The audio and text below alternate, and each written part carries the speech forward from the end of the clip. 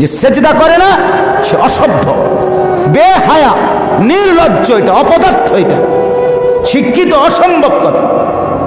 বেনামাজি শিক্ষিত না, বলে এ তো বহুত বাংলা ইংরেজি জানে, এগুলো উপার্জনের জন্য শিখছে, টাকা কামাইতেছে, ঠিক আছে চলো কামাই করো, কিন্তু শিক্ষিত যাকে বলে মালিককে চিনে যে, তাকে বলে শিক্ষিত। তুমি যদি পড়ছো বেড়া পয়সা কামানোর লাগে, কামাই রোজগারের জন্য কামাই করো, অসুবিধা কি? যেই টাকা কামাই করো তুমি অনেক বিষয় পয়রা, এই টাকা কিচ্ছু না পয়রাও বহুত বেড়াইতে কামাই করো। না না এরম নাই, মূর্খ মানুষ এরম নাই, পয়সা কামাই করছে, টাইলসওয়ালা বাড়ি, মূর্খ মানুষের নাই। তাইলে তাইলে বলেন আলাদা বিশেষত্ব কোথায়? আলাদা বিশেষত্ব হতো তো তখন আল্লাহকে চিন্তা। যে জ্ঞান আল্লাহ চিনায় না সে জ্ঞান জ্ঞান। মৃত্যু ইমানদারের জন্য একটা পোলের মতো, ব্রিজ, সাঁকো, সাঁকো বোঝেন তো না, যে হাক্কা কয় সাঁকো। মৃত্যু একটা পুলের মতো ইমানদারের জন্য, যেই পুলের এই পাশে একজন বন্ধু আর ওই পাশে আরেকজন বন্ধু। এ পাশের বন্ধুর নাম মোমেন, ওই পাশের বন্ধুর নাম আল্লাহ। দুই বন্ধু মিলতে পারছে না এই পোলটার কারণে। পোলটা পার হইলেই বন্ধু বন্ধুর সাথে মিলিত হবে, আর এই পোলটাই হলো মৃত্যু। ইমানদার মৃত্যুবরণ করে বন্ধুর সাথে মিলে যায়, এটাকে বলে। অতএব যা করবেন দোস্ত এখন এখন একটু ফিকির করেন। একজন হলে একজনই ভাইবেন, একজন হলে একজনই ভাববেন যে আপনি বদলানো দরকার, আপনি পরিবর্তন করা দরকার, আপনার ঘর পরিবার ইসলামের আলোকে সাজানো দরকার। যে সেজদা করে না সে অসভ্য, বেহায়া, নির্লজ্জ, এটা অপদার্থ, এটা শিক্ষিত অসম্ভব কথা। বেনামাজি শিক্ষিত না, বলে এ তো বহুত বাংলা ইংরেজি জানে, এগুলো উপার্জনের জন্য শিখছে, টাকা কামাইতেছে, ঠিক আছে চলো কামাই করো, কিন্তু শিক্ষিত যাকে বলে মালিককে চিনে যে, তাকে বলে শিক্ষিত। তুমি যদি পড়ছো বেড়া পয়সা কামানোর লাগে, কামাই রোজগারের জন্য কামাই করো, অসুবিধা কি? যেই টাকা কামাই করো তুমি অনেক বিষয় পয়রা, এই টাকা কিচ্ছু না পয়রাও বহুত বেড়াইতে কামাই করো। না না এরম নাই, মূর্খ মানুষ এরম নাই, পয়সা কামাই করছে, টাইলসওয়ালা বাড়ি, মূর্খ মানুষের নাই। তাইলে তাইলে বলেন আলাদা বিশেষত্ব কোথায়? আলাদা বিশেষত্ব হতো তো তখন আল্লাহকে চিন্তা। যে জ্ঞান আল্লাহ চিনায় না সে জ্ঞান জ্ঞান। এজন্য আল্লাহ প্রথম দিন নবীকে বলছে, বন্ধু আপনারা শুনছেন না, জিব্রাইল বলছে ইকরা বিসমি, এখানে নাজির ইকরা পড়ুন, নবী বলছে না আমি পড়তে পারছি না, মা আনা বিকারি। আবার বলছে পড়ুন ইকরা, না। আবার বলছে পড়ুন, না।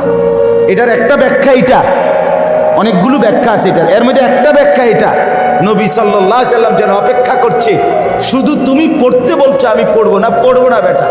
যখন চতুর্থবারে জিবরাইল বলছে ইকরা বিসমি রাব্বিক, আপনার রবের নামে পড়েন, রাসূল বলছে তো পড়লাম, এবার রবের নামে পড়ো। মালিকের নাম বলছো এখন পড়ো, এতক্ষণ এটা কইলে না গাতালি, কথা বোঝেন নাই? এতক্ষণ এটা কইলে না, এতক্ষণ করলে তো আরো আগেই পড়তাম বেটা। তুমি দিন ইকরা হুদা পড়ো, হুদা পড়ো তো পড়তাম না, রবের নামে পড়লে পড়ুন, মালিকের নাম নিয়ে পড়লে পড়ুন, নাহলে বলতাম না। এটা একটা ব্যাখ্যা, এটা আরো ব্যাখ্যা আছে। এজন্য সেটাই পড়া, যে পড়া আল্লাহ চিনায়, বন্ধু মালিক চিনায়। আর নয় তো যে পড়া সেজদা শিখায় না, আখেরাত চিনায় না, সে পড়া দিয়ে তুমি যা উপার্জন করবা, ওই পড়া ছাড়াও বহু মানুষ কি করছে, উপার্জন করছে।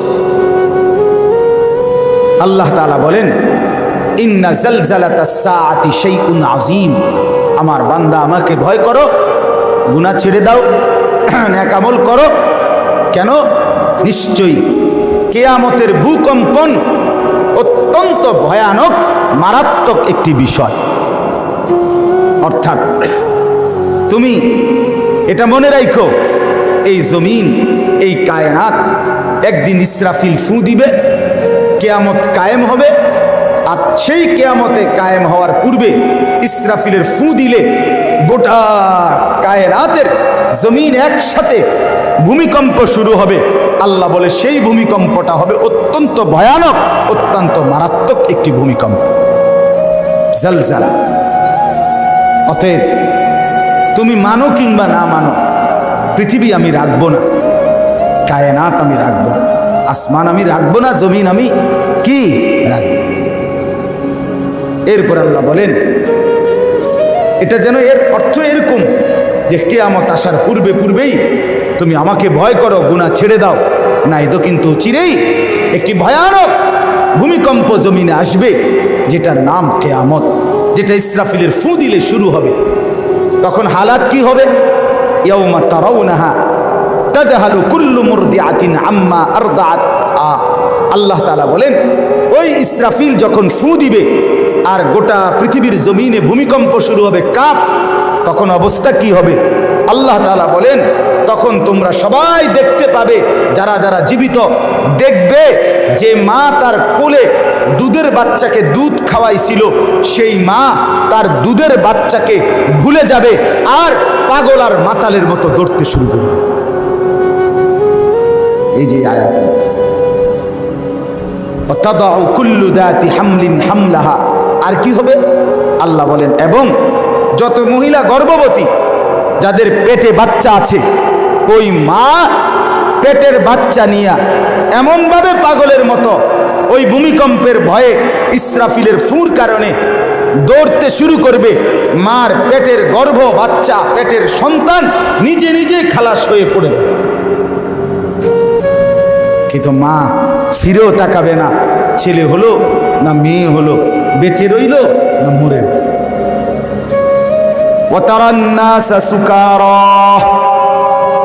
রব্বুল আলামিন বলেন, এভাবে সব মানুষ পাগলের মতো মাতালের মতো দৌড়তে থাকবে। দুধ পানকারিনী মা তার সন্তান ভুলে যাবে, গর্ভের মা তার গর্ভের সন্তান পড়ে যাবে, দোকানদার দোকান ছেড়ে দিবে, কাস্টমার তার জায়গা ছেড়ে দিবে, সব বাড়ি ঘর সব কিছুর থেকে মানুষ পাগল আর মাতালের মতো ছুটতে থাকবে। ওমা হুম বিসুকারা, আল্লাহ বলে, কিন্তু এরা কেউ পাগল না, এরা কেউ মূলত মাতাল হয় নাই, তাইলে ছুটছে কেন, দৌড়ছে কেন?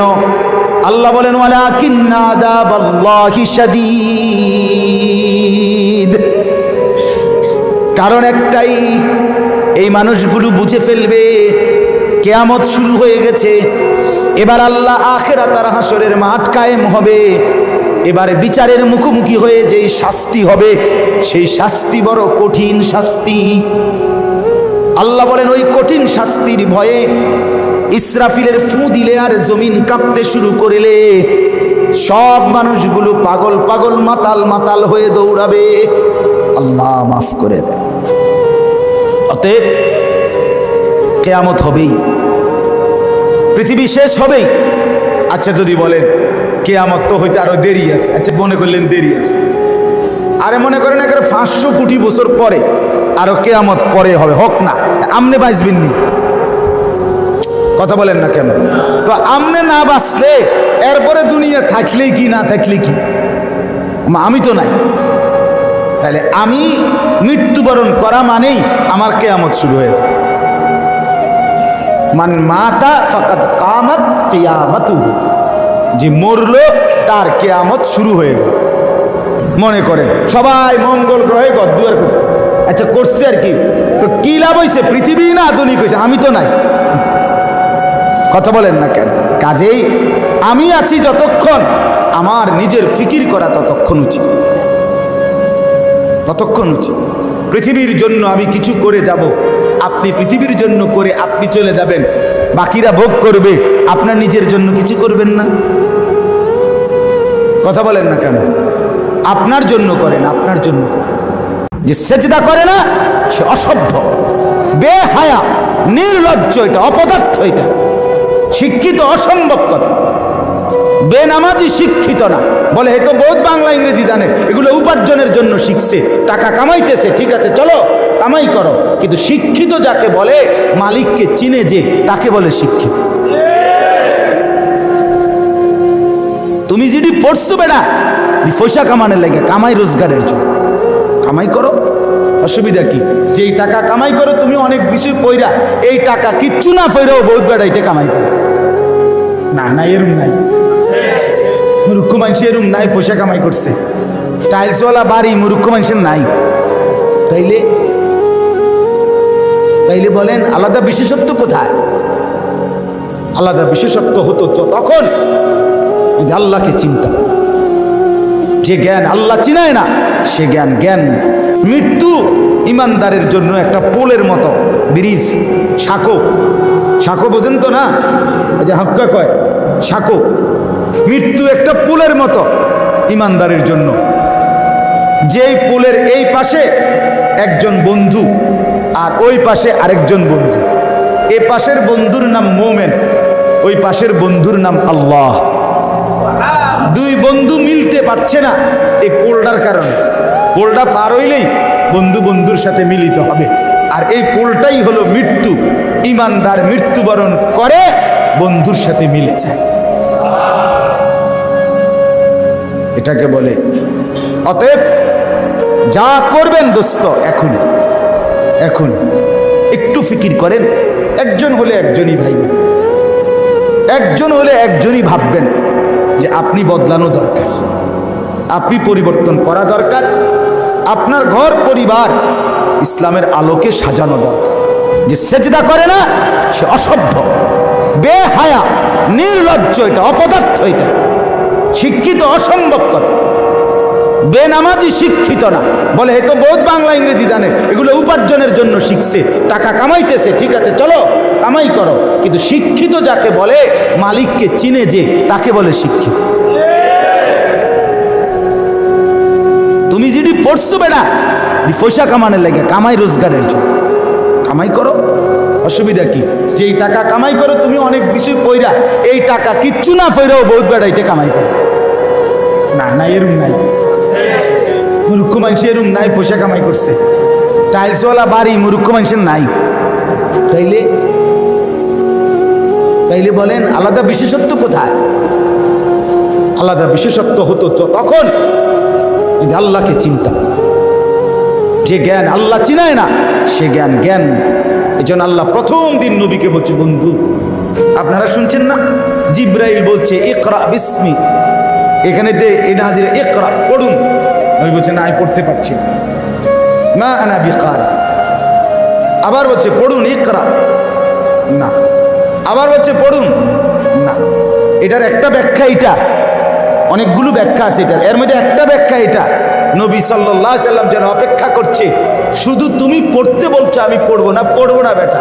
যখন চতুর্থবারে জিব্রাইল বলছে ইকরা বিসমি রাব্বিক, আপনার রবের নামে পড়েন, রাসূল বলছে তো পড়লাম, এবার রবের নামে পড়ো। মালিকের নাম বলছো, এখন পড়ুন। এতক্ষণ এটা কইলে রাখা, তাহলে কথা বোঝেন নাই, এতক্ষণ এটা কইলে না, এতক্ষণ করলে তো আরো আগেই পড়তাম বেটা। তুমি যদি কও ইকরা, হুদা পড়ো, হুদা পড়ো তো পড়তাম না। রবের নামে পড়লে পড়ুন, মালিকের নাম নিয়ে পড়লে পড়ুন, নাহলে বলতাম না। এটা একটা ব্যাখ্যা, এটা আরো ব্যাখ্যা আছে। এজন্য সেটাই পড়া, যে পড়া আল্লাহ চিনায়, বন্ধু মালিক চিনায়। আর নয়তো যে পড়া সেজদা শিখায় না, আখেরাত চিনায় না, সে পড়া দিয়ে তুমি যা উপার্জন করবা, ওই পড়া ছাড়াও বহু মানুষ কি করছে, উপার্জন করছে।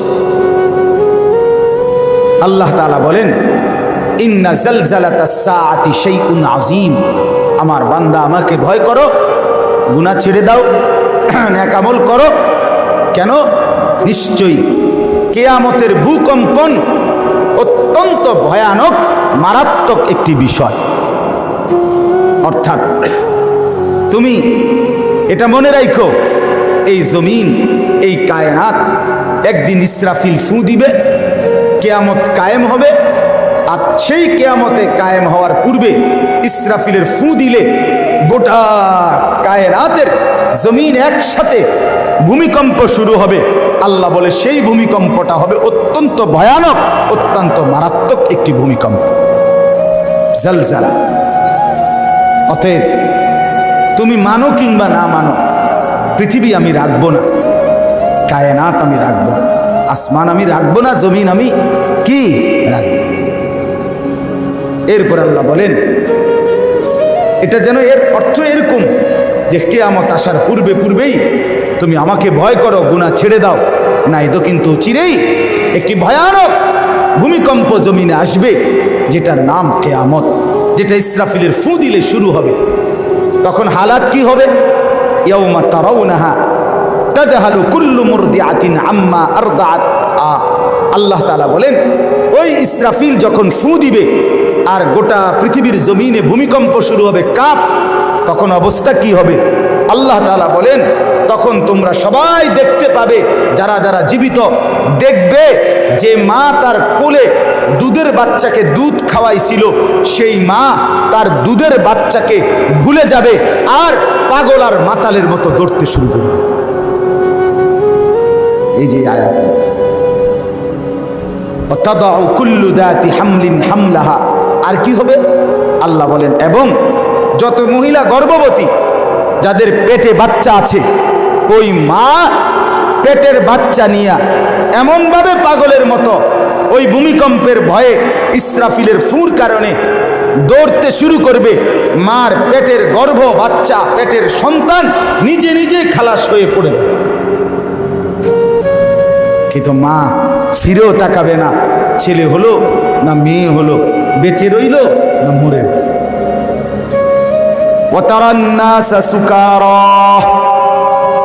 রব্বুল আলামিন বলেন এভাবে সব মানুষ পাগলের মতো মাতালের মতো দৌড়তে থাকবে। দুধ পানকারিনী মা তার সন্তান ভুলে যাবে, গর্ভের মা তার গর্ভের সন্তান পড়ে যাবে, দোকানদার দোকান ছেড়ে দিবে, কাস্টমার তার জায়গা ছেড়ে দিবে, সব বাড়ি ঘর সব কিছুর থেকে মানুষ পাগল আর মাতালের মতো ছুটতে থাকবে।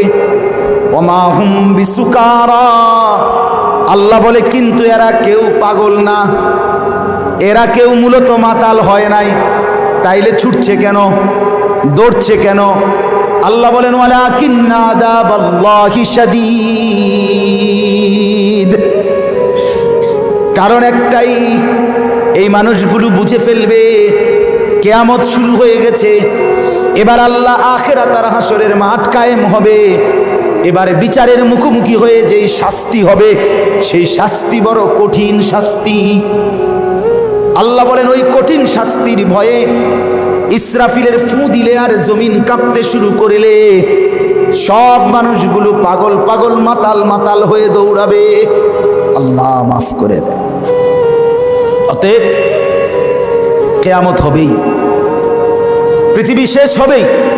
আচ্ছা যদি বলেন কিয়ামত তো হইতে আরো দেরি আছে, আচ্ছা মনে করলেন দেরি আছে, আরে মনে করেন একেবারে 500 কোটি বছর পরে আরো কিয়ামত পরে হবে, হোক না, আমনে বাঁচবেন নি? কথা বলেন না কেন? তো আমনে না বাঁচলে এরপরে দুনিয়া থাকলে কি না থাকলে কি? আমি তো নাই, তাহলে আমি মৃত্যুবরণ করা মানেই আমার কিয়ামত শুরু হয়ে যায়। মান মাতা ফাকাদ কামাত কিয়ামাতুহু, যে মরলো তার কিয়ামত শুরু হয়ে গেল। মনে করেন সবাই মঙ্গল গ্রহে ঘরদুয়ার করছে, আচ্ছা করছে আর কি, তো কি লাভ হয়েছে? পৃথিবী না আধুনিক হয়েছে, আমি তো নাই। কথা বলেন না কেন? কাজেই আমি আছি যতক্ষণ, আমার নিজের ফিকির করা ততক্ষণ উচিত, ততক্ষণ উচিত। পৃথিবীর জন্য আমি কিছু করে যাব, আপনি পৃথিবীর জন্য করে আপনি চলে যাবেন, বাকিরা ভোগ করবে, আপনার নিজের জন্য কিছু করবেন না। কথা বলেন না কেন? আপনার জন্য করেন, আপনার জন্য করেন।